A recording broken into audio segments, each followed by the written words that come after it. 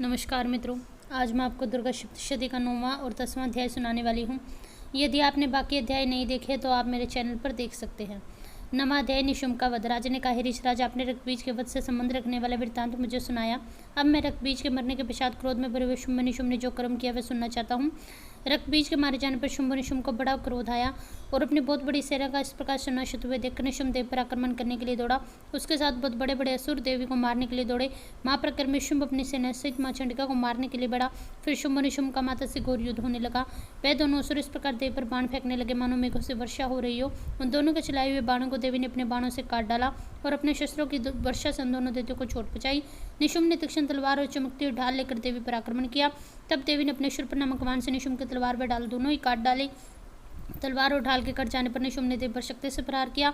देवी ने अपने चक्र से उसके टुकड़े कर दिए।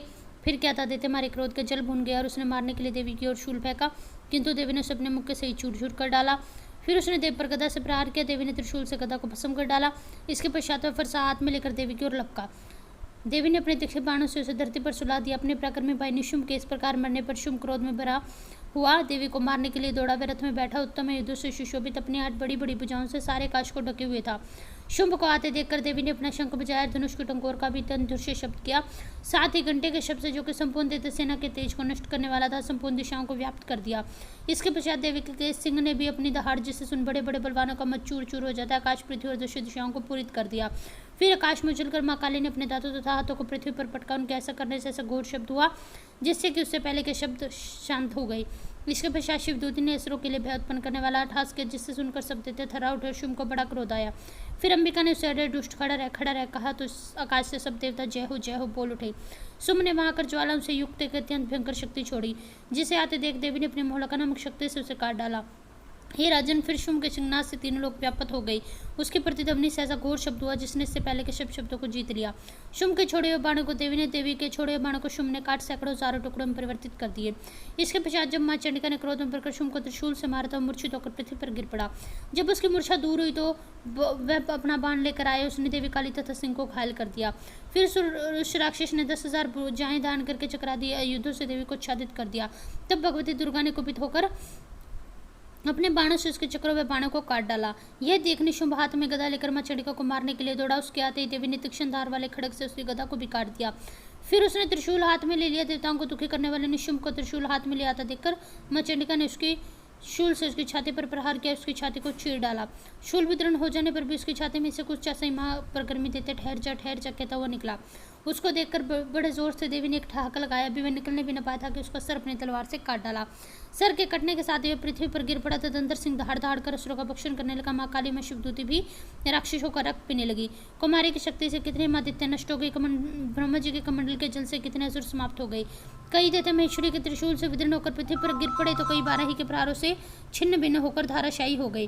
वैष्णवी ने भी अपने चक्र से बड़े बड़े महाप्रकर्मियों का कुचुंबर निकालकर उन्हें यमलोक भेज दिया और इंद्री ने कितने महाबली राक्षस टुकड़े टुकड़े कर दिए। कई दैत्य मारे गए, कई भाग गए, कई माँ काली, माँ शिवदूती तथा सिंह ने भक्षण कर लिए। बोलो अम्बे मात की जय।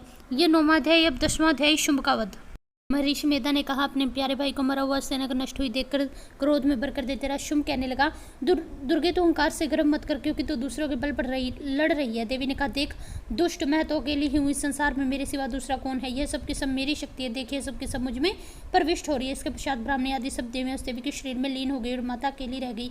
तब देवी ने कहा, मैं अपनी ईश्वरीय शक्ति से अनेक रूपों में उपस्थित हूँ। उन सब रूपों को मैंने समेट लिया। अब अकेली ही यहाँ खड़ी हूँ, तुम भी यहीं ठहरो। महर्षि मेधा ने कहा, तब देवताओं तथा राक्षसों के देखते ही देखते देवी तथा शुंभ में भयंकर युद्ध छिड़ गया। अंबिका देवी ने सैकड़ों शस्त्र छोड़े। दैत्यराज ने भयंकर अस्त्रों का प्रहार आरंभ कर दिया।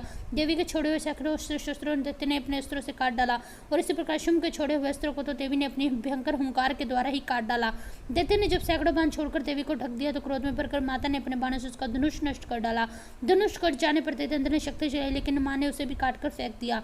फिर दैत्येंद्र चमकती हुई ढाल लेकर माता की ओर दौड़ा, किंतु जब माता के समीप पहुंचा तो माता ने अपने तीक्ष्ण बाणों से उसकी चमकने वाली ढाल को भी काट डाला।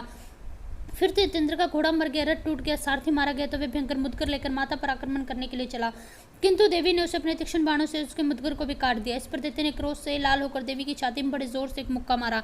दैत्य ने देवी को मुक्का मारा तो देवी ने भी उसकी छाती में बड़े जोर से एक थप्पड़ मारा। थप्पड़ खाकर पहले तो दैत्य पृथ्वी पर गिर पड़ा, किंतु तुरंत ही उठ खड़ा हुआ और माता को पकड़कर आकाश की ओर उछला। वहां जाकर दोनों में घोर युद्ध होने लगा।